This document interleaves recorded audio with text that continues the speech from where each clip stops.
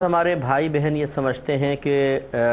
روزہ شروع کرنا یہ سحری ختم ہونے کا تعلق اذان کے ساتھ ہے۔ اسی طرح جو ہم روزہ کھول لیتے ہیں اس کا تعلق بھی اذان کے ساتھ ہے، لہٰذا وہ کھاتے رہتے ہیں جیسے سحری کے اندر کھاتے رہیں سحری کے ٹائم میں، اور اذان شروع ہو جاتی ہے تو بعض اوقات تو یہاں تک ہم سنتے ہیں کہ بھئی جلدی جلدی اذان ہو رہی ہے، جلدی جلدی کھا لو پی لو جب تک کہ اذان ختم نہ ہو۔ تو کوئی سگریٹ پی رہا ہے، کوئی چائے پی رہا ہے، کوئی پانی پی رہا ہے، اور بعض اتنے آگے بڑھ جاتے ہیں کہ وہ یہ کہتے ہیں کہ ابھی تو اس مسجد کی اذان ہوئی ہے، فلاں مسجد کی باقی ہے، اور کھاؤ پیو جلدی جلدی۔ تو اس طریقے سے کرنے سے یاد رکھیں کہ روزہ نہیں رہتا ہے، کیونکہ روزہ بند ہونے کا تعلق اذان سے نہیں وقت کے ساتھ ہے۔ اور میں پہلے آپ کو مسئلہ بتا چکا ہوں کہ روزے کی ابتدا ہوتی ہے سحری کے ختم ہونے کے بعد، جیسی سحری کا وقت ختم ہوتا ہے تو روزے کا وقت شروع ہو جاتا ہے۔ اور یہ یاد رکھیں کہ اذان سحری ختم ہونے کے بعد ہی دی جائے گی۔ اگر کوئی لفظ اللہ اکبر بھی سحری ختم ہونے سے پہلے کہہ دے، باقی چاہے پوری اذان بعد میں کہہ دے، یہ اذان نہیں مانی جائے گی، دوبارہ اذان دینی ہوگی۔ لہٰذا معلوم یہ ہوا کہ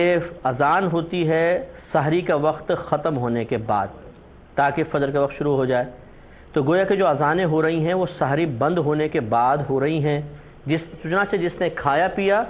اذان کے بیچ میں اس نے گویا کہ سحری بند ہونے کے بعد کھایا پیا، اور جو سحری بند ہونے کے بعد بھی کھاتا پیتا رہے گا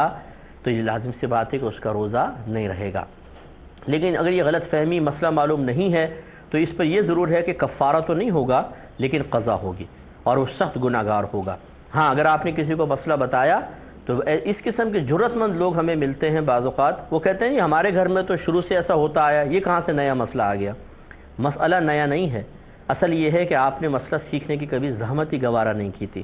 تو لہٰذا وہ اس پر ڈٹے رہتے ہیں اور کہتے ہیں نہیں جی ہم تو اذان کے بیچ میں کھاتے پیتے رہیں گے۔